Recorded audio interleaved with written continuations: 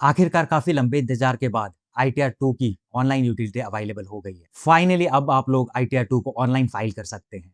और आज की वीडियो में हम लोग ITR 2 को ऑनलाइन फाइल करना सीखेंगे, वो भी old regime and new regime दोनों को यूज करके।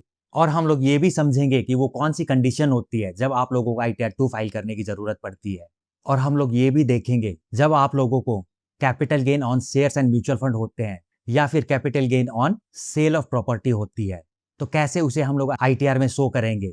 और आज की वीडियो में हम लोग ये भी समझेंगे कि जो profit and loss statement of capital gain जो आप लोग डाउनलोड करते हो, उसे कैसे एनालाइज करना है और वहां से वो कौन से फिगर है जिसे आप लोगों को ITR में शो करना है। और आज मैं आप लोगों के लिए एक ऑटोमेटेड कंपटीशन लेके आया हूँ, जिसकी हेल्प से आप लोग ना ही सिर्फ अपना टैक्स कैलकुलेट कर पाएंगे, बल्कि आप लोग इसकी हेल्प से ITR 2 को बहुत ही इजी एंड प्रोफेशनल वे में फाइल कर पाए और साथ में आप लोग अपना एक प्रोफेशनल कंपटीशन रेडी कर पाए। और मैं पहले ही आप लोगों को क्लियर कर दूं कि बिना कंपटीशन के ITR 2 को फाइल करना कॉम्प्लिकेटेड होता है, तो इसीलिए मैं ये आप लोगों के लिए ऑटोमेटेड कंपटीशन लेके आया हूं। तो मैं आप सबसे रिक्वेस्ट करूंगा कि वीडियो को लास्ट तक जरूर देखिएगा, और अगर इस चैनल पे आप नए हो तो चैनल को सब्सक्राइब जरूर कीजिए। तो चलिए फ्रेंड्स, वीडियो को शुरू करते हैं। हेलो फ्रेंड्स, मैं हूं Devendra. Welcome to Fintech Pro, a joint venture of DB associate and LG and associate, where we simplify finance and taxes in an easy and practical way। तो सबसे पहले हम लोग ये देखते हैं कि वो कौन सी कंडीशन होती है जब आपको ITR 2 को फाइल करना होता है।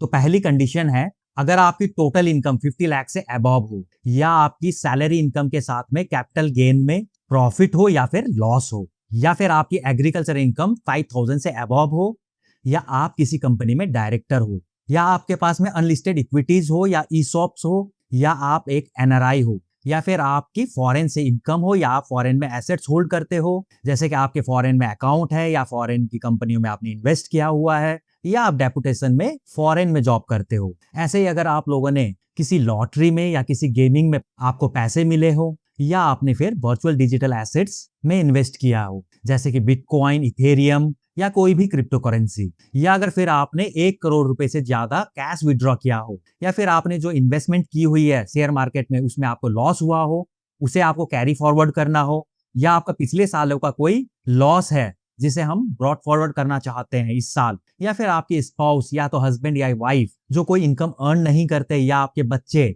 उन्हें कोई इनकम हुई हो और उस इनकम को आप अपने इनकम में क्लब करना चाहते हो, या फिर आपने कोई हाई वैल्यू ट्रांजैक्शन किए हो, जैसे क्रेडिट कार्ड रीपेमेंट 10 लाख से अबव हो, या कोई म्यूचुअल फंड में इन्वेस्ट किया हो मोर देन 10 लाख रुपीज का, या फिर आपने कोई हाई वैल्यू प्रॉपर्टी परचेज की हो, तो इन सब केस में आपको ITR 2 फाइल करना होता है। ये जितनी भी मैंने आपको कंडीशन बताई है, इनमें से अगर एक भी कंडीशन फुलफिल होती है तो फिर आपको ITR 2 फाइल करना होगा। लेकिन आपको एक चीज का ध्यान रखना है, अगर आपने कोई भी बिजनेस इनकम की है, या आपकी कोई प्रोफेशनल इनकम है, या फिर आपने शेयर मार्केट में फ्यूचर एंड ऑप्शन में इन्वेस्ट किया है, या आपने इंट्राडे ट्रेडिंग की है, तो फिर आप लोग ITR 2 को फाइल नहीं कर सकते।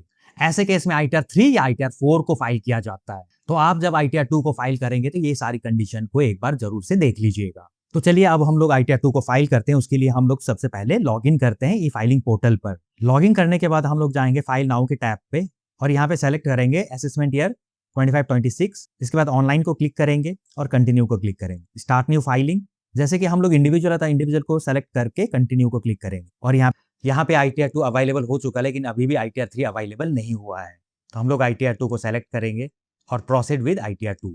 इसके बाद लेट्स गेट स्टार्टेड को क्लिक करते हैं। यहाँ पे कुछ ऑप्शंस है जिसमें पूछा जा रहा है कि आप ITR क्यों फाइल करना चाहते हैं। तो ज्यादातर केस में तो पहले ऑप्शन को ही सेलेक्ट किया जाता है जब आपकी इनकम बेसिक एग्जेम्पशन लिमिट से ज्यादा हो।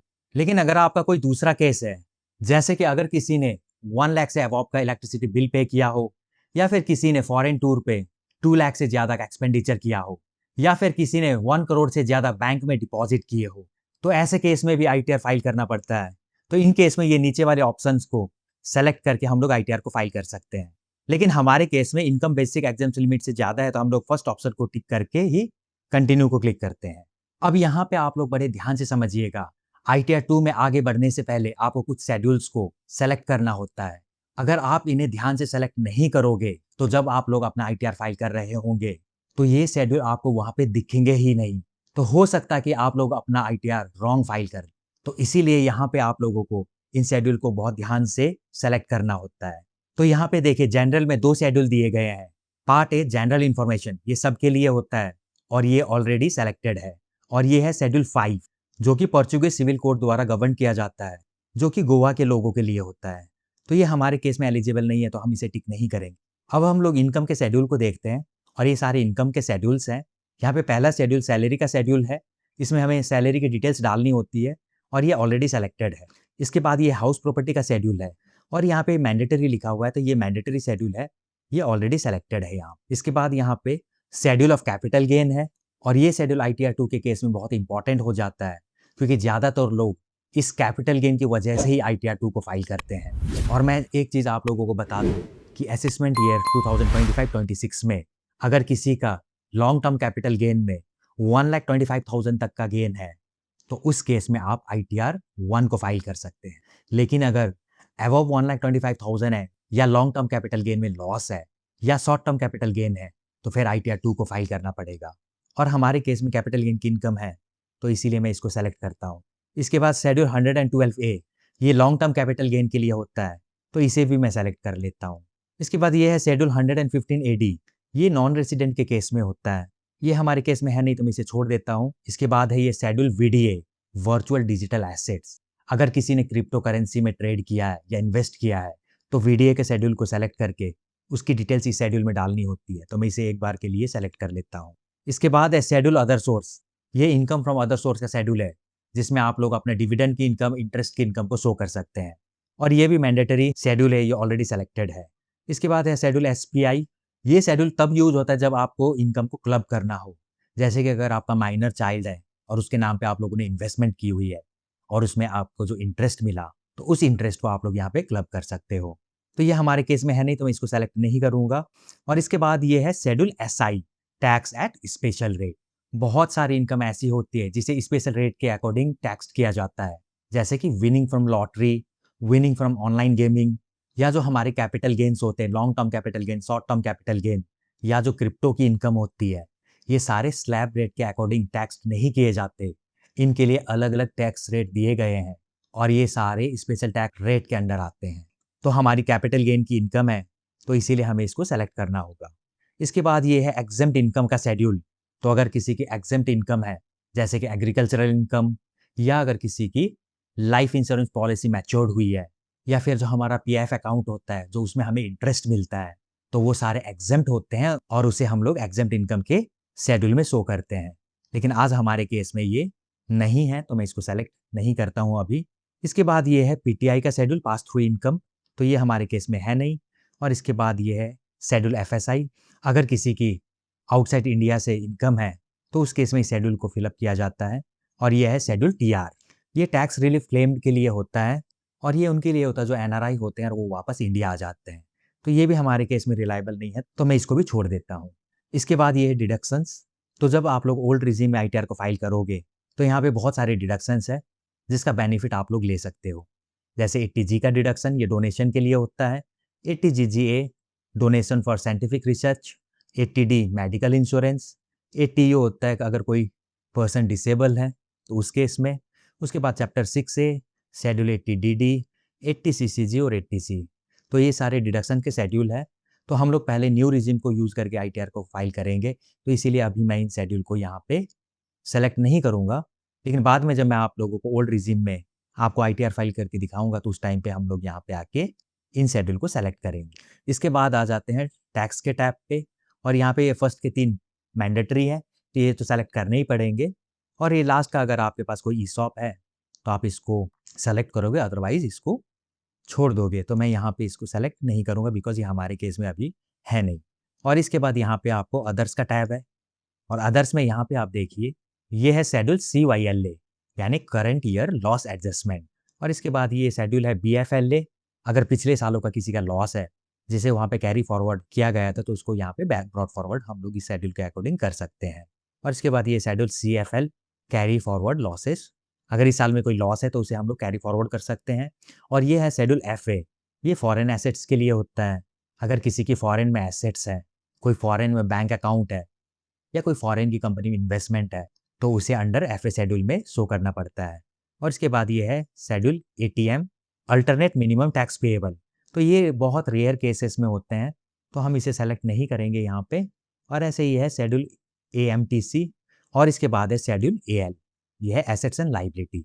तो अगर किसी की 1 CR से अबव की इनकम है तो उसे अपने एसेट्स एंड लायबिलिटी को भी शो करना पड़ता है, तो उस केस में इस शेड्यूल को भी सेलेक्ट करना होगा।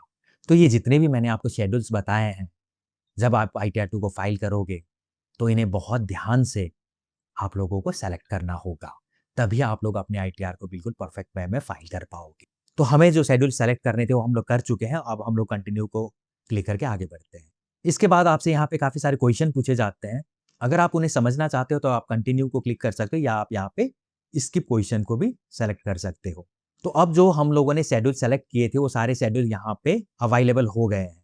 तो जो सबसे पहला शेड्यूल है वो है पार्ट ए जनरल का शेड्यूल। तो सबसे पहले हम लोग पार्ट ए जनरल इन्फॉर्मेशन वाले शेड्यूल को क्लिक करते हैं और यहाँ पे आपको पहले टैब में पर्सनल इन्फॉर्मेशन को आपको अपना वेरीफाई करना होगा और कॉन्टैक्ट डिटेल्स को भी, तो आप लोग कर लीजिएगा। इसके बाद यहाँ पे फाइलिंग स्टेटस है, तो इसमें आप किस सेक्शन के अंडर अपना ITR फाइल कर रहे हो तो वो आपको सेलेक्ट करना होता है। तो अगर हम लोग ड्यू डेट से पहले फाइल कर रहे हैं तो 139(1) होगा और ड्यू डेट के बाद यानी 15 सितंबर के बाद अगर कर रहे हैं तो 139(4) होगा। और ऐसे ही अगर आप लोग अपना रिवाइज रिटर्न फाइल करोगे तो 139(5) को सेलेक्ट करना होगा। तो यहाँ पे अभी बाय डिफॉल्ट 139(1) सेलेक्टेड है बिकॉज अभी ये बिफोर ड्यू डेट है।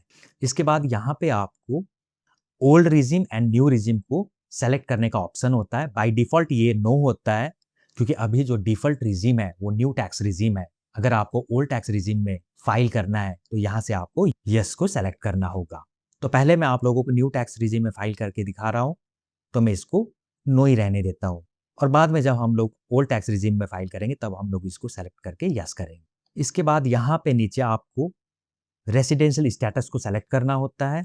अगर आप रेसिडेंट हो तो रेसिडेंट को सेलेक्ट करोगे, नॉन रेसिडेंट हो तो नॉन रेसिडेंट को सेलेक्ट करोगे। तो मैं यहाँ पे रेसिडेंट को सेलेक्ट करता हूँ और इसके बाद में आपको रेसिडेंशियल स्टेटस की कंडीशन भी बतानी होगी जो कि रेसिडेंट के केस में अबव 182 डेज होती है, तो आप इसको सेलेक्ट। इसके बाद यहाँ पे पूछा जा रहा है do you want to claim the benefit under section 115H। ये NRIs के लिए होते हैं जो अपनी कंट्री वापस आ जाते हैं। तो अगर ऐसा कुछ है तो यस करेंगे, अदरवाइज इसको नो ही रहने देंगे। तो हमारे केस में ये नो ही रहेगा। इसके बाद ये है पोर्चुगीज सिविल कोड वाला, जो कि मैंने बताया था आप लोगों के गोवा के पर्सन के लिए एलिजिबल होता है, तो ये हमारे केस में नो रहेगा। इसके बाद यहाँ पे आपसे पूछा जा रहा है whether you are an FPI, तो ये फॉरेन पोर्टफोलियो इन्वेस्टर के लिए होता है, तो हमारे केस में ये नो रहेगा।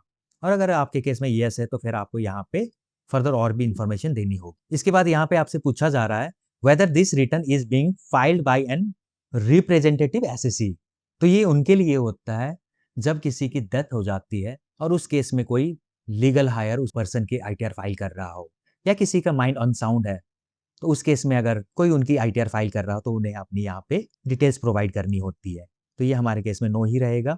इसके बाद यहाँ पे अगर आप किसी कंपनी में डायरेक्टर हैं तो इसे आप यस करोगे, हमारे केस में ये नो है।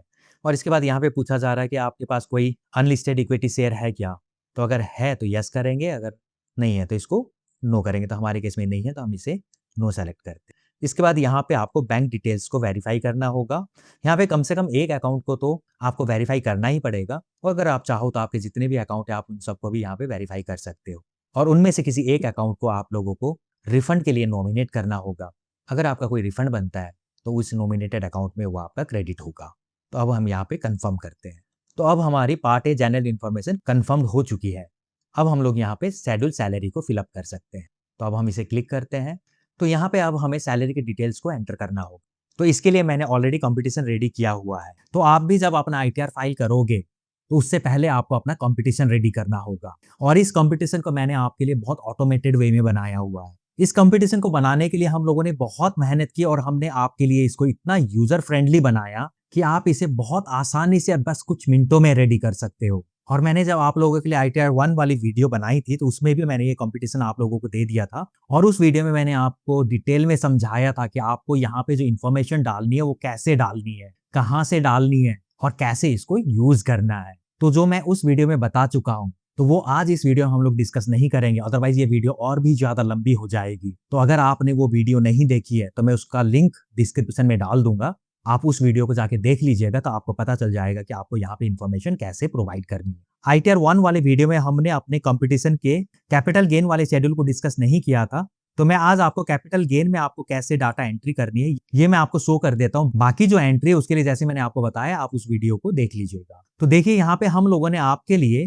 कैपिटल गेन में short term capital gain, long term capital gain और capital gain on land and building, ये सारे कैलकुलेशन हमने यहाँ पे आपके लिए ऑटोमेटेड बना दिए हैं। यहाँ पे चाहे आपने शेयर्स 23 जुलाई से पहले लिए हो या बाद में लिए हो, आप उनकी एंट्री कर पाएंगे। और चाहे आपने अपनी लैंड या बिल्डिंग किसी भी साल में खरीदी हो और किसी भी साल में बेची हो, उस पे कितना कैपिटल गेन बनेगा ये ऑटोमेटिक आपके लिए कैलकुलेट करेगा। यहाँ पे आपको खुद से बैठ के कैलकुलेट करने की जरूरत बिल्कुल नहीं है। इसीलिए मैंने आपको बताया, इस पे हमने बहुत मेहनत की है और इसे बिल्कुल आप लोगों के लिए ऑटोमेटेड बनाया है। चाहे फिर आपने जो अपनी लैंड या बिल्डिंग खरीदी है 2009 में, 2005 में, 2007 में और उसे आप सेल कर रहे हो 2024 में, 25 में, तो उस पे कितना कैपिटल गेन बनेगा with index and without index, ये आपके लिए ऑटोमेटिक कैलकुलेट करके देगा। ये तो मैं सिर्फ आपको कैपिटल गेन के बारे में बता रहा हूँ इस कंपटीशन के लिए, लेकिन अगर आप लोगों ने पहली वीडियो मेरी नहीं देखी है जो कि मैंने इस कंपटीशन पे बनाई थी,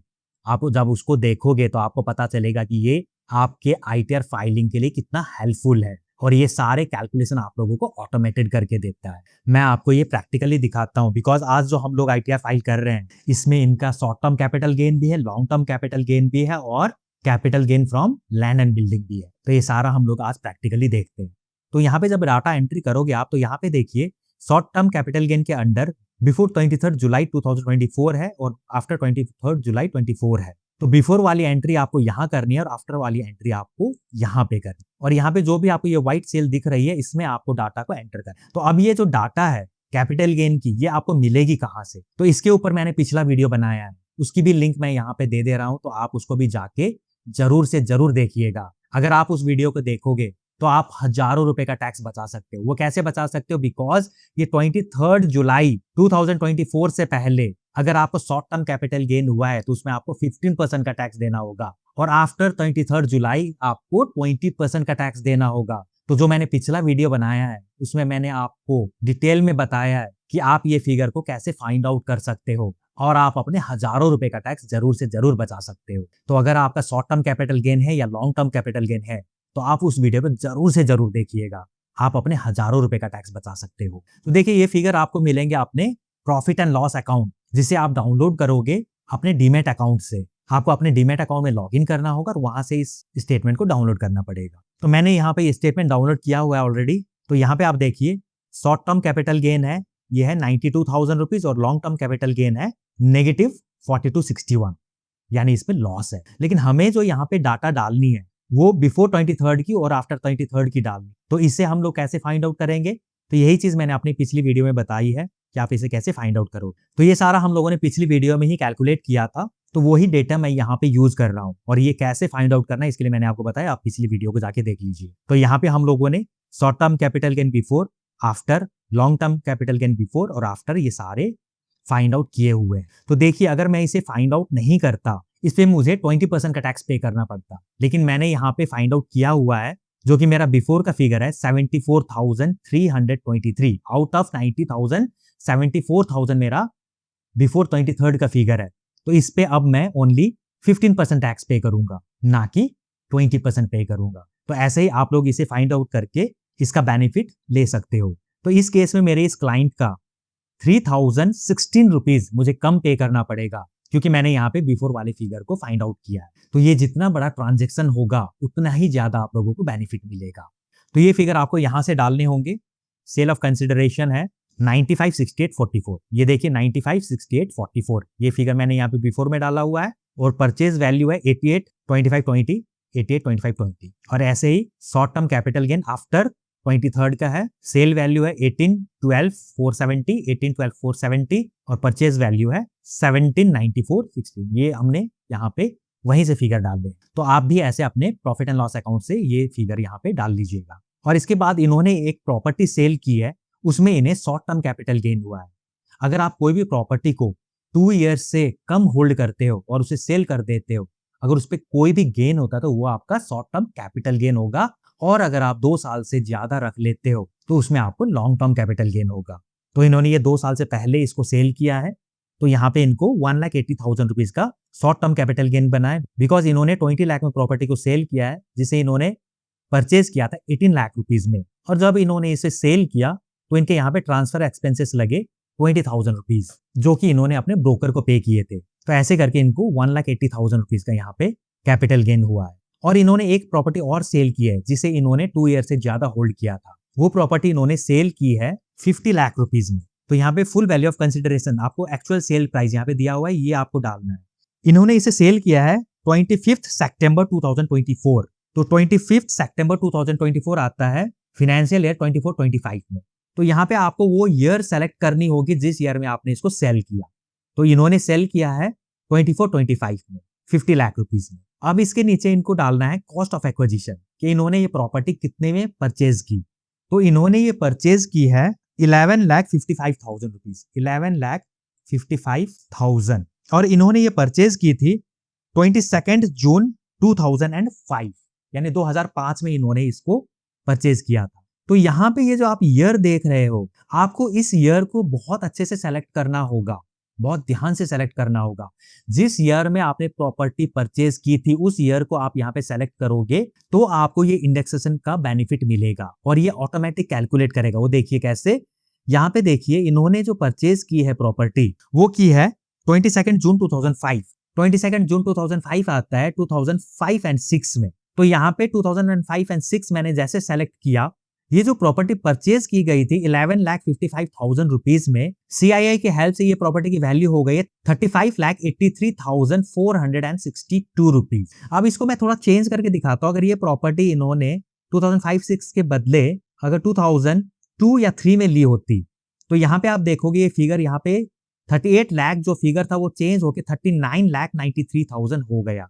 तो बस आपको यहाँ पे सिंपली अपनी ईयर को सेलेक्ट करना है और ये ऑटोमेटिक आपके लिए कैलकुलेट करके देगा। अगर ये प्रॉपर्टी इन्होंने 2010-11 में ली होती तो यहाँ पे देखिए 11 लाख की प्रॉपर्टी का वैल्यू हो गया है 25 लाख रुपीज। तो ये यहाँ पे इतना आसान है, आप इसे बहुत आसानी से यूज कर सकते हो और इस इंडेक्सेशन का बेनिफिट आप लोग ले सकते हो। अब इन्होंने ये प्रॉपर्टी 2005-6 में परचेज की है तो मैं यहाँ पे 5-6 को सेलेक्ट करता हूँ। इसके बाद आपने ये जो प्रॉपर्टी ली थी 2005-6 में या जब भी आपने ली हो, अगर आपने उसमें कोई भी रेनोवेशन करवाया और उस रेनोवेशन के लिए आपने जो भी पैसे दिए वो अपने बैंक से दिए हैं या आपके पास एक्सपेंसेस के प्रूफ है, तो आप उसका भी यहाँ पे कॉस्ट ऑफ इंप्रूवमेंट को डाल सकते हो। तो इनके केस में इन्होंने मेरे को बताया था कि 2010-11 में 1,20,000 रुपीज करीब इन्होंने रेनोवेशन में लगाया था।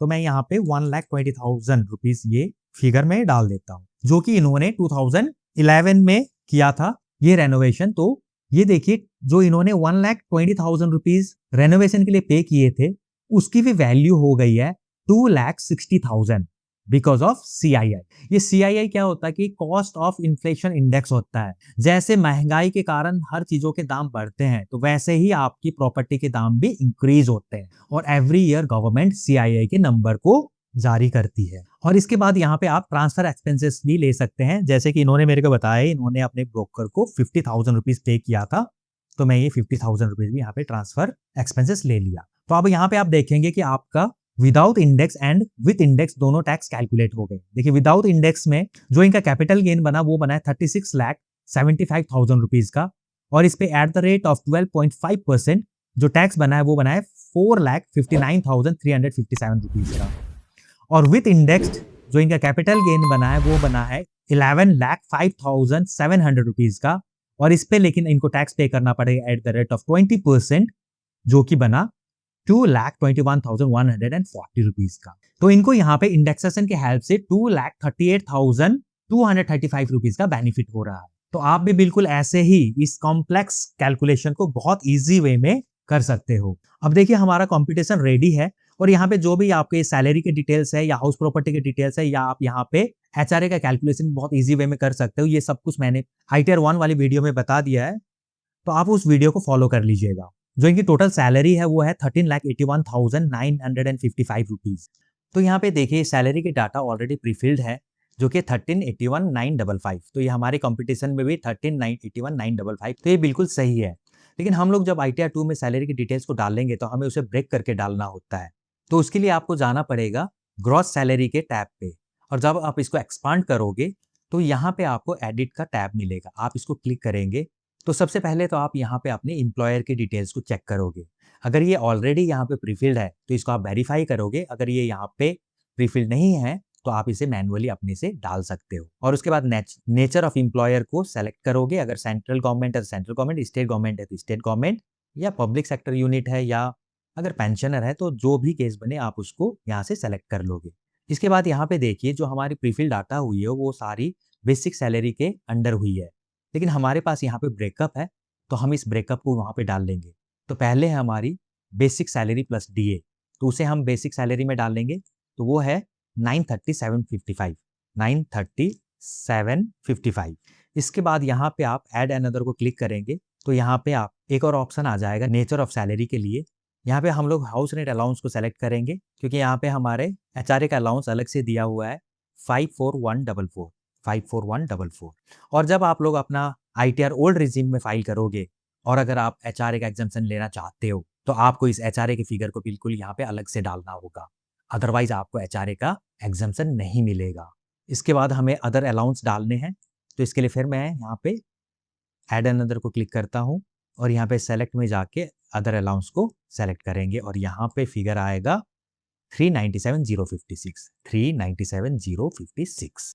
तो बिल्कुल ऐसे आपको अपने सारे ब्रेकअप डालने होंगे। या तो ये ब्रेकअप आपको फॉर्म नंबर 16 से मिल जाएंगे, और अगर आपके फॉर्म नंबर 16 में ये ब्रेकअप ना हो तो इसे आप अपनी सैलरी स्लिप से ले सकते हो या आप अपने एम्प्लॉयर से भी इन्हें ले सकते हो। और मैं आपको रेकमेंड करूंगा अगर आप ओल्ड रिजीम में आईटीआर फाइल कर रहे हो तो आपको इन्हें ब्रेकअप करके ही डालने से ज़्यादा बेनिफिट मिलेगा। इसके बाद नीचे आ जाते हैं, अगर कोई भी पर्क्विजिट्स दिए जाते हैं आपकी सैलरी में तो आप उसे यहाँ पे अंडर सेक्शन 72 में डाल सकते हो, लेकिन ये हमारे केस में है नहीं तो हम इसे डिलीट कर देते हैं। इसके बाद यहाँ पे सेक्शन 73 है, अगर ये आपके केस में हो तो आप यहाँ पे डाल सकते हैं, हमारे केस में नहीं है तो हम इसे भी यहाँ से डिलीट कर देते हैं। तो ये हमने अपनी सैलरी की डिटेल्स डाल दी, अब इसे हम सेव कर दें। इसके बाद यहाँ पे less allowances to the extent exempt under section 10, तो इसमें अगर कोई रिटायर्ड हुआ है तो उसके अगर रिटायरमेंट की बेनिफिट है तो वो यहाँ पे डाल सकते हैं, और अगर लीव ट्रेवल कंसेशन मिलता है तो उसे भी यहाँ पे आप लोग ले सकते हो, और ये न्यू रिजीम में अलाउड है। तो ये हमारे केस में एलिजिबल है नहीं तो मैं इसे छोड़ देता हूँ। इसके बाद है डिडक्शन अंडर सेक्शन 16, 75,000 रुपीज़। ये न्यू रिजीम में जनरली सबको ही मिलता है जिसकी भी सैलरी इनकम हो। तो अब हम लोग सैलरी के शेड्यूल को कंफर्म करते हैं। सैलरी की इनकम डालने के बाद हम लोग चलते हैं शेड्यूल ऑफ हाउस प्रॉपर्टी के टैब। तो यहाँ पे हमें हाउस प्रॉपर्टी की डिटेल्स डालनी होगी, जिसके लिए हम लोग अपने कंपटीशन पे चलते हैं और यहाँ पे हम लोग देखते हैं कि हमारे पास में हमारे केस में यहाँ पे हाउस प्रॉपर्टी की इनकम है और इनकी प्रॉपर्टी लेट आउट है। यहाँ पे हमारा रेंट रिसीव का फिगर है 1 लाख रुपीज। यहाँ पे हम लोग हाउस प्रॉपर्टी के अंडर एड अनदर को क्लिक करते हैं और सबसे पहले आपको यहाँ पे प्रॉपर्टी का एड्रेस डालना होगा। तो मैं यहाँ पे एड्रेस डाल देता हूँ। एड्रेस डालने के बाद में यहाँ पे आपको ओनर ऑफ द प्रॉपर्टी को सेलेक्ट करना होगा। तो यहाँ पे हमारे केस में सेल्फ है तो मैं सेल्फ को सेलेक्ट कर रहा हूँ। और इसके बाद में यहाँ पे पूछा जा रहा है कि प्रॉपर्टी आपकी को ओन्ड है क्या, तो अगर को ओन्ड है तो आप इसको यस करके जो भी आपका को पार्टनर है उनकी डिटेल्स यहाँ पे आप दे सकते हो और उनका परसेंटेज ऑफ शेयर भी आपको देना होगा, लेकिन हमारे केस में ये नो है तो इसीलिए पूरा 100% शेयर इनका ही है। इसके बाद आपको यहाँ पे टाइप ऑफ प्रॉपर्टी को सेलेक्ट करना होगा जो कि हमारे केस में लेट आउट है। इसके बाद यहाँ पे हमें रेंट रिसीव का फिगर डालना होगा जो कि है 1 लाख रुपीज। और इसके बाद यहाँ पे रेंट कैनट बी रियलाइज्ड का पूछा जा रहा है जो कि हमारे केस में 0 है। Tax paid to local authorities, यहाँ पे 2000 रुपीज है म्युनिसिपल टैक्स पेड, तो ये फिगर हम यहाँ पे 2000 रुपीज को एंटर करेंगे। और इसके बाद अगर किसी का इंटरेस्ट ऑफ हाउसिंग लोन है तो उसके लिए आपको सेक्शन 24B वाले शेड्यूल को सेलेक्ट करना होगा और यहाँ पे फिर आपको एड अनदर को क्लिक करके यहाँ पे पूरी डिटेल्स देनी होगी, जैसे कि लोन टेकन फ्रॉम, कि लोन कहाँ से लिया गया है, बैंक से लिया गया है या अदर देन बैंक, तो जो भी केस है आप उसको सेलेक्ट करोगे। और इसके बाद में नेम ऑफ द बैंक दिया जाएगा, किस बैंक से लोन लिया गया है, लोन अकाउंट नंबर इसमें डालना होगा और किस डेट पे ये लोन लिया गया है, तो वो डेट डालेंगे यहाँ पे। और यहाँ पे आप डालेंगे total loan amount, total loan कितना लिया गया था, और इसके बाद यहाँ पे लोन आउटस्टैंडिंग अमाउंट डालनी है। और इसके बाद यहाँ पे आप डालेंगे इंटरेस्ट ऑन बोरोड कैपिटल, आपने पूरे साल में कितना इंटरेस्ट पे किया। तो इन्होंने जो इंटरेस्ट पे किया हुआ है 321,321, 321,321। और इसके बाद यहाँ पे आप इसको सेव करोगे। अब इस यूटिलिटी की एक ब्यूटी है, देखिए जैसे मैं यहाँ पे सेव कर रहा तो ये आगे नहीं बढ़ा, डैट मीन्स यहाँ पे कोई एरर है, तो यहाँ पे ये एरर दिखा रहा है please enter name of the tenant in schedule HP। तो जब भी हम लोग यहाँ पे लेट आउट प्रॉपर्टी को दिखाएंगे तो हमें यहाँ पे टेनेंट का नेम एंड अदर डिटेल डालनी होगी। तो यहाँ पे आपको ये डाटा डालनी होगी। तो मैं जल्दी से ये डिटेल्स ऐड कर देता हूँ। और अगर टेनेंट ने अगर TDS डिडक्ट किया है तो यहाँ पे उनका टैन नंबर और पैन नंबर भी मैंडेटरी रहेगा, लेकिन ये हमारे केस में है नहीं, तो हम इसे ब्लैंक छोड़ देते हैं। और अब हम यहाँ पे सेव को क्लिक करते हैं। तो देखिए अभी हमारी डेटा सेव हो गई है। अब हम इसे कंफर्म करते हैं। तो अब हमारा हाउस प्रॉपर्टी का शेड्यूल भी फिलअप हो गया। अब हम लोग कैपिटल गेन के शेड्यूल को फिलअप करते हैं। और इससे आप लोग बहुत ध्यान से देखकर समझिएगा, क्योंकि हम लोग ITR 2 इसीलिए भर रहे हैं बिकॉज हमारा कैपिटल गेन है और इस बार यहाँ पे थोड़े चेंजेस है। तो इसीलिए आप इसे बहुत केयरफुली वॉच कीजिएगा, तो ही आप इसे अच्छे से समझ पाओगे। तो सबसे पहले हम लोग यहाँ पे शॉर्ट टर्म कैपिटल गेन की एंट्री करेंगे। तो इसके अंदर सबसे पहले हम लोग capital gain from sale of land and building को एंटर करेंगे। तो हम इस टैब को क्लिक करेंगे और यहाँ पे आप ऐड अनदर का ऑप्शन है, इसको क्लिक करेंगे। इसके बाद यहाँ पे सबसे पहले हमें डेट ऑफ परचेज या एक्विजिशन को डालना हो। तो इन्होंने ये जो प्रॉपर्टी परचेज की है, इसे इन्होंने परचेज किया है, मैं वो डेट डाल देता हूँ। और इसके बाद यहाँ पे आपको डालनी होगी डेट ऑफ परचेज के बाद यहाँ पे आपको डेट ऑफ सेल्स और ट्रांसफर डालनी होगी। और ये मैंडेटरी है, आपको डेट्स डालने के बाद में आपको यहाँ पे डालना होगा फुल वैल्यू ऑफ कंसिडरेशन, यानी प्रॉपर्टी कितने में सेल की गई। तो हमारे केस ये 20 लाख रुपीज में सेल की गई है, तो यहाँ पे हम लोग 20 लाख एंटर करेंगे। इसके बाद value of property as per stamp valuation authority, तो ये नॉर्मली सेम ही रहता है, तो ये 20 लाख ही होगा। इसके बाद यहाँ पे डालना है cost of acquisition without indexation, तो ये है 18 लाख रुपीज। इसके बाद यहाँ पे आप कॉस्ट ऑफ इंप्रूवमेंट को डाल सकते हो। अगर कोई रेनोवेशन किया गया है प्रॉपर्टी में तो वो आप यहाँ पे डाल सकते हो, लेकिन आपने जो भी एक्सपेंसेस किए हो वो बैंक के थ्रू से किए हो, बिल्स हो, तो ही आप इसको ले सकते हैं। लेकिन हमारे शॉर्ट टर्म के केस में कॉस्ट ऑफ इंप्रूवमेंट है नहीं। और इसके बाद यहाँ पे है एक्सपेंसेस ऑफ ट्रांसफर, तो ट्रांसफर एक्सपेंसेस अलाउड होते तो आप इसको यहाँ पे ले सकते हैं 20,000 रुपीज। तो हमारा यहाँ पे short term capital gain on land and building हुआ 1,80,000, ये बिल्कुल मैच्ड है, जो कि हमारे कंपटीशन में भी 1,80,000 है। इसके बाद यहाँ पे डिडक्शन अंडर सेक्शन 54B दिया हुआ है, तो अंडर सेक्शन 54B का कोई डिडक्शन है तो यहाँ पे हम लोग ले सकते हैं। और इस पे मैंने पूरी डिटेल वीडियो बनाई हुई है, जिसकी लिंक मैं डिस्क्रिप्शन में दे दूंगा। अगर आपको ये डिडक्शन के बारे में समझना हो तो आप उस वीडियो को फॉलो कर सकते हैं, लेकिन हमारे इस केस में ये है नहीं, तो हम इसे 0 ही रहने देते हैं और इसे हम सेव करते हैं। इसके बाद हम लोग यहाँ पे एंटर करेंगे sale of short term capital gain on sale of equity shares और unit of equity oriented mutual fund under section 111A। तो हम इस टैब को सेलेक्ट करेंगे और इसके बाद यहाँ पे ऐड अनदर को क्लिक करेंगे। तो सबसे पहले आप यहाँ पे सेक्शन को सेलेक्ट करेंगे 111A। अब आप यहाँ पे देखिए, जो आपको फिगर डालने हैं शॉर्ट टर्म कैपिटल गेन के, उन्हें आपको अलग अलग डालना होगा, बिफोर 23 जुलाई 2024 और आफ्टर 24 जुलाई 2024, जिसे हम अपने कंपटीशन में ऑलरेडी वर्कआउट कर चुके हैं।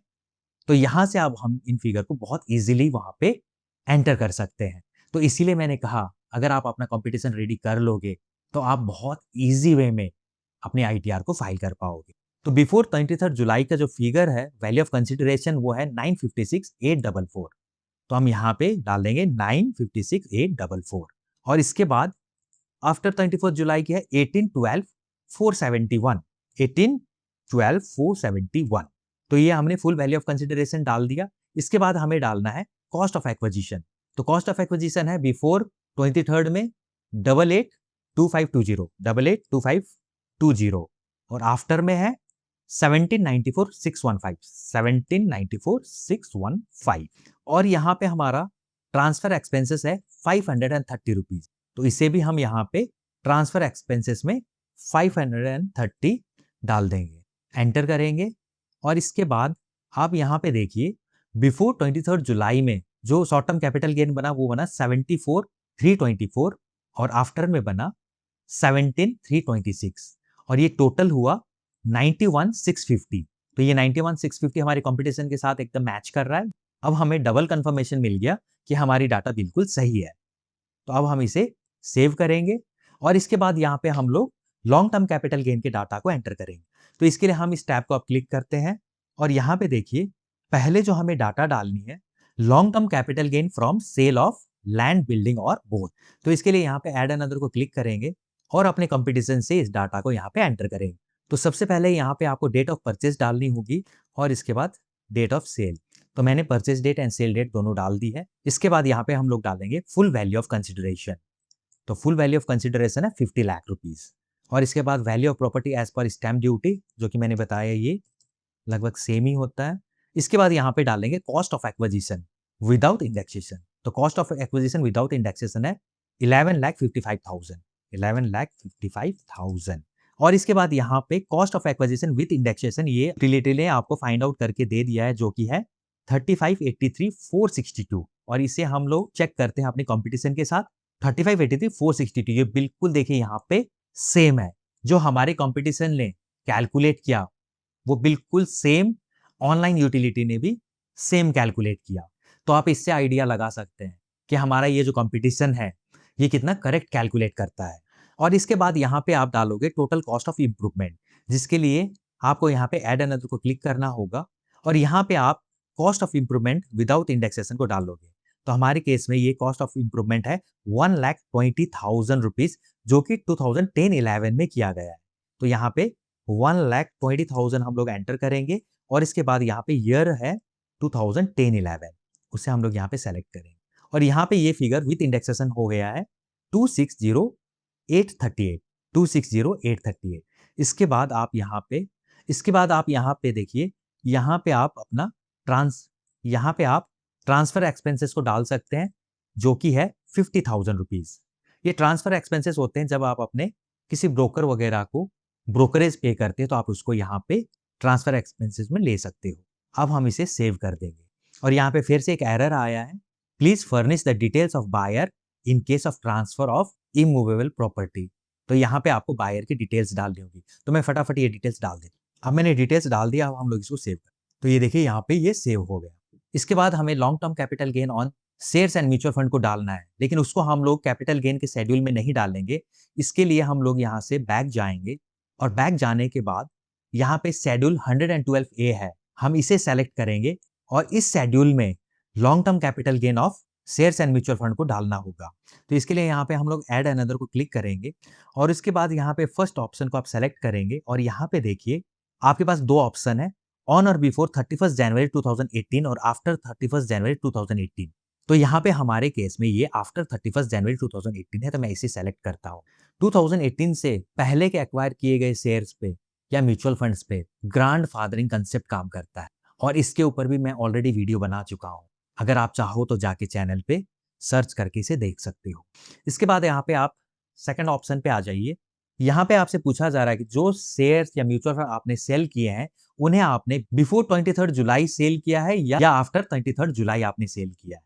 तो ये हमारे केस में आफ्टर 23 जुलाई है, तो हम इसे सेलेक्ट करते हैं। अगर आपके केस में बिफोर 23 जुलाई हो तो आप उसे सेलेक्ट करके यहाँ पे वो सारे फिगर को एंटर कर सकते हैं। तो यहाँ पे हमें फुल वैल्यू ऑफ कंसिडरेशन डालना होगा, जो कि है 37,319, 37,319 और कॉस्ट ऑफ एक्विजिशन है 41581, 41581। तो यहाँ पे आप देखिए 4262 का लॉन्ग टर्म कैपिटल लॉस हुआ, जो कि हमारे कंपटीशन में भी ये हमने लॉस कैलकुलेट किया था। तो अब हम इस शेड्यूल को यहाँ पे सेव कर देते हैं। इसके बाद आप यहाँ पे इस चेक बॉक्स को टिक करेंगे और यहाँ पे कंफर्म करेंगे। तो यहाँ पे हमारा शेड्यूल 112 पे कंफर्म हो गया है। अभी हमारा शेड्यूल कैपिटल गेन कंफर्म नहीं हुआ है। इसका एक रीजन है, जब आप कैपिटल गेन वाले शेड्यूल पे जाओगे तो आप बिल्कुल लास्ट में आएंगे, तो यहाँ पे आपके पास में शेड्यूल F है, information about accrual receipt of capital gain. आपको इसे फिलअप करना होगा, लेकिन इसे फिलअप करना थोड़ा टेक्निकल है, आपको ये समझना होगा। तो आप इसको जरा ध्यान से समझिएगा। यहाँ पे जो अभी हम लोगों ने शॉर्ट टर्म और लॉन्ग टर्म कैपिटल गेन के जो फिगर एंटर किए हैं उनका according to time frame breakup करके आपको यहाँ पे डालने होंगे। जैसे कि जो हमें शॉर्ट टर्म कैपिटल गेन हुआ है 15% का बिफोर 23 जुलाई वाला, उसे हम यहाँ पे ब्रेकअप करके यानी 15 जून तक जो हमारा कैपिटल गेन बना वो फिगर हम लोग यहाँ पे फर्स्ट कॉलम में डाल लेंगे। 16 जून से 15 सितंबर तक जो कैपिटल गेन बना शॉर्ट टर्म, उसको हम लोग यहाँ पे सेकंड कॉलम में डालेंगे। और ऐसे ही 16 सितंबर से 15 दिसंबर तक जो गेन बना उसे हम लोग इस कॉलम में, और ऐसे ही 16 दिसंबर से 15 मार्च की फिगर को यहाँ पे और 16 मार्च से 31 मार्च वाले फिगर को लास्ट कॉलम में डालना होगा।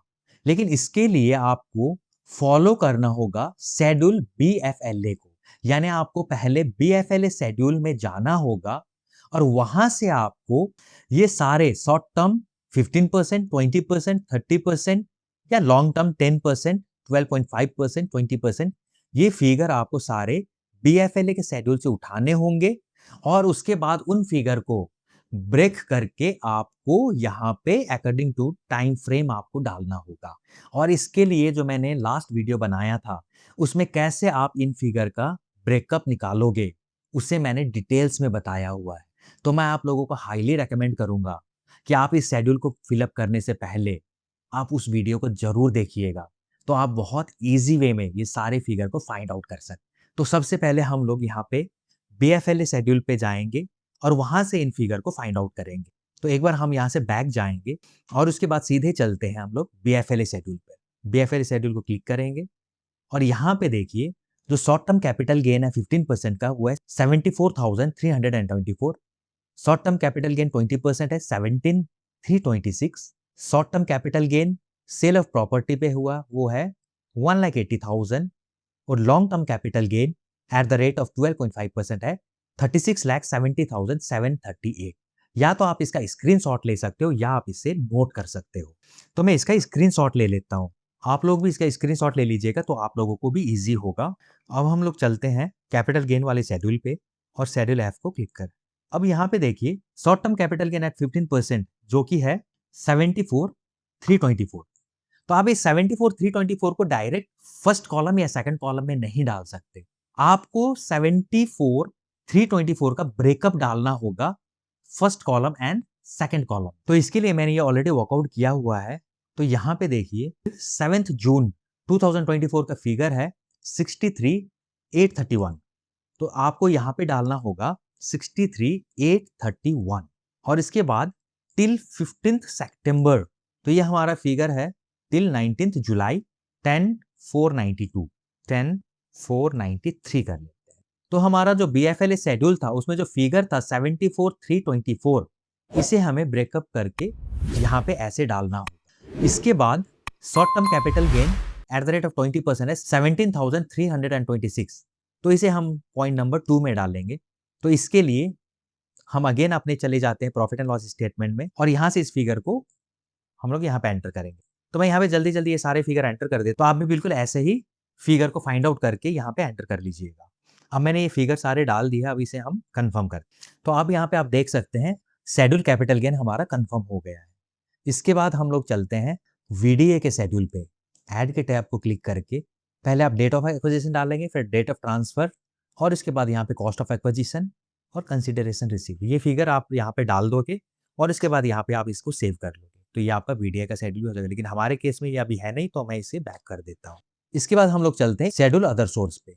तो इसके लिए हम लोग पहले चलते हैं अपने कंपटीशन पे और यहाँ पे इनकम फ्रॉम अदर सोर्सेस में क्या क्या है वो चेक कर लेते हैं। तो यहाँ पे सेविंग बैंक का इंटरेस्ट है 628 रुपीज, इनकम टैक्स रिफंड है 543, डिविडेंड इनकम है 15,430 एंड विनिंग फ्रॉम लॉटरी है 1 लाख रुपीज। तो अब हम इन्हें अदर सोर्सेस के शेड्यूल में एंटर कर लेते हैं। तो हम लोग पहले फर्स्ट ऑप्शन को देखते हैं और यहाँ पे आप dividend income, interest income, rental income from plant and machinery या कोई एनी अदर इनकम है तो उसको आप यहाँ पे डाल सकते हैं। तो यहाँ पे हम लोग एडिट के ऑप्शन को क्लिक करेंगे। तो सबसे पहले हम लोग डिविडेंड इनकम को ऐड कर देते हैं 15,430 रुपीज। सेविंग बैंक का इंटरेस्ट और इनकम टैक्स रिफंड का इंटरेस्ट यहाँ पे ऑलरेडी प्रीफिल्ड है। इसके बाद डालनी हमें यहाँ पे विनिंग फ्रॉम लॉटरी, जिसे हमें डालना होगा टैक्सेबल एट स्पेशल रेट के अंडर। इसे हम लोग सेव कर देते हैं और यहाँ पे देखिए income chargeable eight special rate है, इस ऑप्शन को आपको क्लिक करना होगा और इसके बाद यहाँ पे एडिट में जाएंगे और यहाँ पे विनिंग फ्रॉम लॉटरी में 1 लाख रुपीज हम लोग यहाँ पे डाल देंगे। और इसके बाद यहाँ पे नीचे शेड्यूल 10 है, तो जैसे हम लोगों ने शेड्यूल F को फिलअप किया था बिल्कुल वैसे ही शेड्यूल 10 को भी आपको फिलअप करना होता है। तो इसे भी हम लोगों ने फिलअप कर लिया। अब हम लोग यहाँ पे कन्फर्म को क्लिक करते हैं। इसके बाद है हमारा CLA का शेड्यूल। इसमें ये सारी डाटा ऑटो जनरेट आती है, बस यहाँ पे आपको कन्फर्म को क्लिक करना होता है और ये आपका कंफर्म हो गया। ऐसे ही BFLA के शेड्यूल में हम लोग जाएंगे और यहाँ पे भी जाके हम लोगों को कंफर्म करना होगा, तो इसे भी हम लोग कंफर्म कर लेते हैं। और ऐसे ही कैरी फॉरवर्ड लॉसेस के शेड्यूल को भी हम लोग कंफर्म कर लेते हैं। इसके बाद शेड्यूल SI को भी, इसे भी हम लोग कंफर्म कर लेते हैं।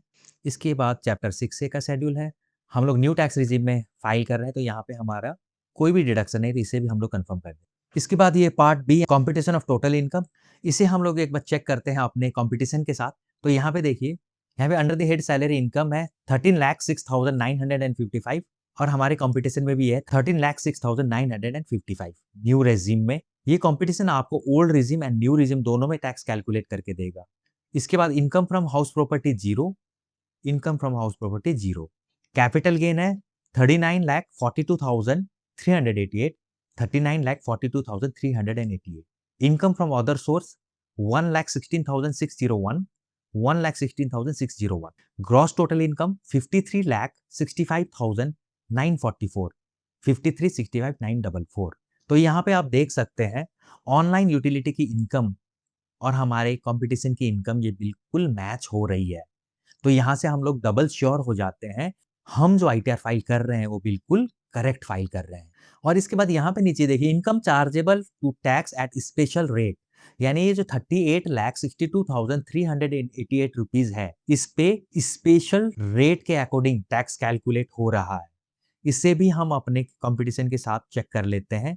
तो यहाँ पे देखिए, income taxable at special rate 38,62,388, 38,62,388, ये भी बिल्कुल मैच्ड है। और ये 15,03,552 जिस पे स्लैब रेट के अकॉर्डिंग टैक्स लग रहा है, ये हमारे यहाँ पे भी 15,03,552, ये भी बिल्कुल सेम है। तो हम इसे अब कंफर्म करेंगे और इसके बाद में टैक्स पेड के शेड्यूल पे जाएंगे और यहाँ पे पहले हम अपना TDS को चेक कर लेंगे। अगर यहाँ पे आपकी डाटा प्रीफिल्ड हो तो उसे आप कंफर्म कर सकते हैं, और अगर प्रीफिल्ड ना हो या मिसमैच हो तो आप उसे एडिट कर सकते हैं। और नॉन सैलरी पे अगर आपका TDS कटा होगा, जिसके लिए आपको अगर फॉर्म 16A मिला है, तो आप TDS 2 को चेक करेंगे। और ऐसे ही अगर आप लोगों ने एडवांस टैक्स या सेल्फ असेसमेंट टैक्स अगर पे किया है तो उसकी एंट्री आप लोग यहाँ पे advance tax and self assessment tax के टैब को क्लिक करके ऐड अनदर को क्लिक करके यहाँ पे करो, बिकॉज यहाँ पे हमारे केस में एडवांस टैक्स पे किया गया है, तो मैं उसकी एंट्री यहाँ पे कर देता हूँ। तो आप लोगों के केस में अगर हो तो आप लोग भी ऐसे ही एंट्री कर सकते हैं। इसके बाद हम इसे कंफर्म करेंगे। अब हम लोग पार्ट B TTI यानी कॉम्पिटिशन ऑफ टैक्स लाइबिलिटी को चेक करेंगे। और यहाँ पे देखिए, जो टोटल टैक्स पेएबल बना वो बना 4,06,287। इसे हम अपने कंपटीशन के साथ भी चेक कर लेते हैं, 4,06,287 और यहाँ पे कंपटीशन भी 4,06,287। तो ये बिल्कुल सेम है। और यहाँ पे रिफंड बना है 16,164। तो हम इसे कंफर्म करते हैं और अब हमारे सारे शेड्यूल कंफर्म हो चुके हैं। अब हम प्रोसीड टू वेरिफिकेशन को क्लिक करते हैं और इसके बाद यहाँ पे आप वेरिफिकेशन के टैब में चेक बॉक्स को टिक करेंगे और यहाँ पे प्लेस डालेंगे और प्रोसीड टू वैलिडेशन सक्सेसफुल। इसके बाद आप रिव्यू करके देख सकते हैं और चाहे तो आप इसे डाउनलोड भी कर सकते हैं।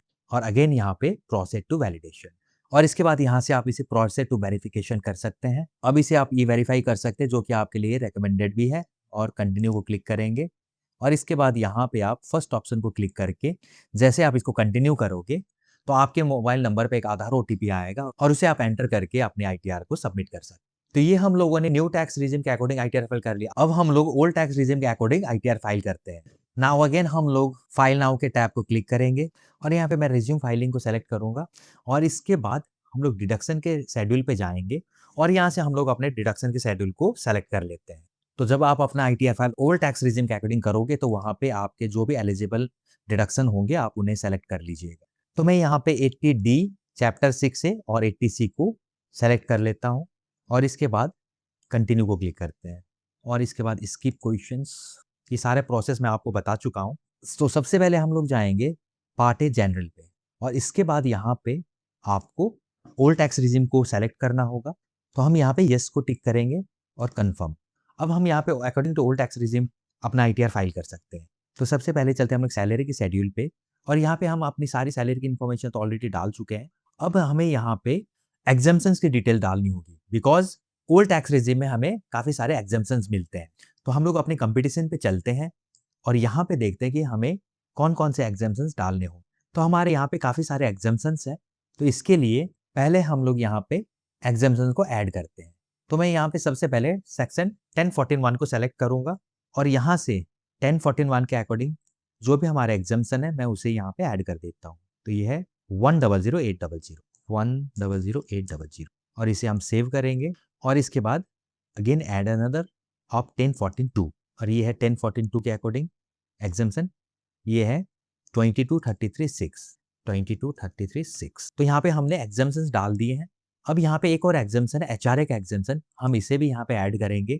यहाँ पे अगेन ऐड अनदर पे जाएंगे और यहाँ पे सेक्शन 1013 है allowances to meet expenditure incurred on house rent, इसे सेलेक्ट करेंगे और यहाँ पे देखिए आप अमाउंट डायरेक्ट नहीं डाल सकते, पहले आप इसको सेव करेंगे और यहाँ पे इसके बाद सेक्शन 1013A का शेड्यूल फिलअप करोगे।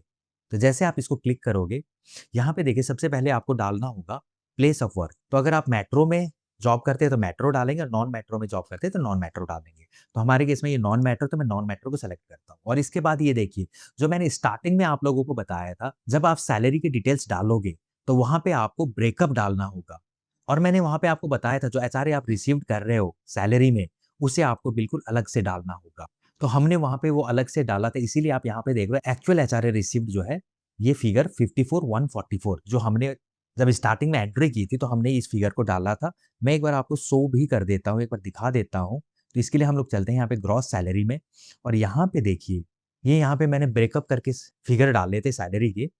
बेसिक सैलरी प्लस डीए में डाले थे 9,30,755, हाउस रेंट अलाउंस में डाला था 54,144 एंड अदर अलाउंस में डाले थे 39,7056। तो ऐसे आपको ये ब्रेकअप करके डाल लोगे तो ही आप एचआरए के एग्जाम्पशन को, अदरवाइज आपके एचआरए का एग्जाम्पशन कैलकुलेट ही नहीं होगा।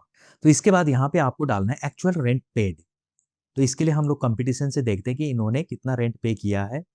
तो इन्होंने रेंट पे किया है 1,24,000 1,24,000 और यहाँ पे अब आपको डालनी है detail of salary as per 17(1). तो जो हमने बेसिक प्लस डीए सैलरी डाली थी वो आपको यहाँ पे डालनी होगी।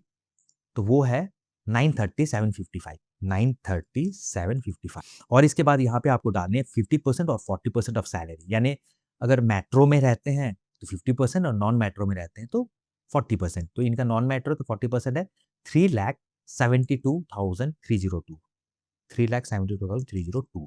इन्हें जो एचआरए का एग्जाम्पशन मिला है वो मिला 30,925 रुपीज और ये हमारे कंपटीशन ने भी बिल्कुल यही फिगर कैलकुलेट किया था। तो हमने यहाँ पे एग्जाम्पशंस ले लिए हैं, अब हम इसे कंफर्म कर लेते हैं और इसके बाद हमें डिडक्शंस डालने होंगे। तो सबसे पहले हम लोग चलते हैं 80C के शेड्यूल पर। तो यहाँ पे 80C के शेड्यूल में हम लोग ऐड अनदर को क्लिक करेंगे और यहाँ पे हमें अमाउंट डालनी होगी। तो हम लोग अगेन चलते हैं अपनी कॉम्पिटिशन पे और यहाँ पे जाके डिडक्शंस के अंडर देखते हैं कि इनका 80C में क्या डिडक्शन। तो इनका 2,40,000 रुपीज़ का डिडक्शन है 2,40,000 रुपीज़ और यहाँ पे आपको पॉलिसी नंबर या डॉक्यूमेंट नंबर डालने होंगे। असेसमेंट ईयर 2025-26 से जो भी आप लोग डिडक्शन लोगे तो उसकी आपको यहाँ पे डिटेल रिपोर्टिंग करनी होती है। तो मैं यहाँ पे इनका डॉक्यूमेंट नंबर डाल देता हूँ और इसे हम सेव कर दें। इसके बाद यहाँ पे इनका 80D का डिडक्शन है 14,523। तो हम लोग 80D के शेड्यूल पे चलते हैं और यहाँ पे आपसे पूछा जा रहा है जो आप प्रीमियम पे कर रहे हो उसमें से कोई मेंबर आपका सीनियर सिटीजन है क्या। तो अगर आपके केस में हो तो आप यस करेंगे, अदरवाइज इसे नो करेंगे। तो हमारे केस में नो है तो हम नो करेंगे और इसके बाद यहाँ पे आप नीचे आएंगे, यहाँ पे ऐड अनदर का ऑप्शन है क्योंकि आपको यहाँ पे आप पूरी डिटेल्स डालनी होगी। तो इसीलिए ऐड अनदर को हम क्लिक करेंगे और यहाँ पे देखिए अब आपको नेम ऑफ इंश्योरर, आपने कहाँ से इंश्योरेंस लिया हुआ है उस इंश्योरेंस कंपनी का नाम डालना होगा और उसके बाद यहाँ पे आप पॉलिसी नंबर डालोगे और यहाँ पे आप प्रीमियम डालो। तो इनका प्रीमियम है 14,523। मैं बाकी इंश्योरेंस कंपनी का नाम और पॉलिसी नंबर डाल देता हूँ और उसके बाद सेव कर। तो अब ऐसे आप कोई भी डिडक्शन लोगे तो उसके लिए आपको यहाँ पे डिटेल्स डालनी होती है। अब हम इसे कंफर्म करेंगे और हमारा ये शेड्यूल 80D का भी कंफर्म हो गया। अब हमने यहाँ पे एग्जाम्पशंस भी डाल दिए और हमने यहाँ पे डिडक्शंस भी डाल दी और बाकी सारे शेड्यूल तो हम लोगों ने जब हम लोग न्यू टैक्स रिजिम को फाइल कर रहे थे तो उसी में हम लोगों ने फिलअप कर दिए हैं। तो अब बाकी हमें यहाँ पे कुछ और करने की जरूरत नहीं है, बाकी सब सेम रहेगा। तो अब हम सीधे चलते हैं कंपटीशन ऑफ टोटल इनकम पे और यहाँ पे जाके चेक करते हैं कि हमारा ओल्ड टैक्स रिजिम में क्या टोटल इनकम बनी है। तो यहाँ पे देखिए income under the head salary बनी है 11,77,894 और यहाँ पे देखिए 11,77,894 ये बिल्कुल सेम है और इसके बाद कैपिटल गेन का फिगर ऑलरेडी हम लोग चेक कर चुके थे पहले ही, जो कि हमारे न्यू रिजिम और ओल्ड रिजिम में सेम रहेगा। और income from the other source भी ये बिल्कुल new regime and old regime में सेम रहेंगे। और यहाँ पे इनकम फ्रॉम हाउस प्रॉपर्टी के अंडर 2 लाख रुपीस का लॉस है, जो कि यहाँ पे भी हमारे कंपटीशन में 2 लाख रुपीस का लॉस है। तो ये हमारे कंपटीशन ने और ऑनलाइन यूटिलिटी ने बिल्कुल सेम इनकम कैलकुलेट की है। अब हम लोग टैक्स को भी चेक कर लेते हैं। तो इसके लिए पहले हम इसे कंफर्म करेंगे और यहाँ पे कंपटीशन ऑफ टैक्स लाइबिलिटी के टैब पे जाएंगे और यहाँ पे देखिए जो टोटल टैक्स बना है वो बना है 3,80,713। तो ये बिल्कुल करेक्ट है। तो इसे हम लोग कंफर्म करते हैं और इसे हम लोग प्रोसीड टू वेरिफिकेशन करते हैं और इसके बाद यहाँ पे चेक बॉक्स को टिक करेंगे और प्रोसीड टू वैलिडेशन। ये वैलिडेशन सक्सेसफुल हो गया, प्रीव्यू, और आप चाहो तो इसे डाउनलोड कर सकते हो यहाँ से।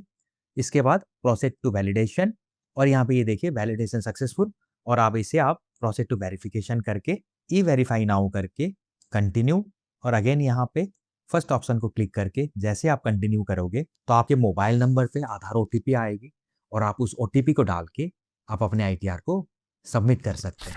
और ऐसे आप इस कंपटीशन की हेल्प से बहुत इजी वे में अपना आईटीआर फाइल कर सकते हो। मैंने इस वीडियो में आपको सारी चीज़ें बहुत डिटेल में बताने की कोशिश की है, लेकिन अगर फिर भी आपके कोई सवाल रह गए हो या आपकी कोई क्वेरी हो तो आप कमेंट बॉक्स में लिख सकते हो। मैं ज़रूर से ज़रूर आपके सवाल का जवाब दूंगा।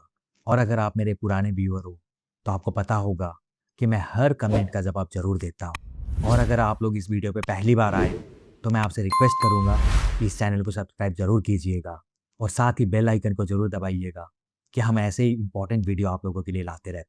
और ये वीडियो अगर आपको अच्छी लगी हो तो लाइक ज़रूर कीजिएगा और साथ ही इस वीडियो को आप अपने फ्रेंड्स रिलेटिव्स के साथ शेयर ज़रूर कीजिएगा। इस वीडियो में बस इतना ही। जल्द मिलते हैं अगले वीडियो में। तब तक आप लोग अपना ख्याल रखिए। नमस्कार। जय हिंद।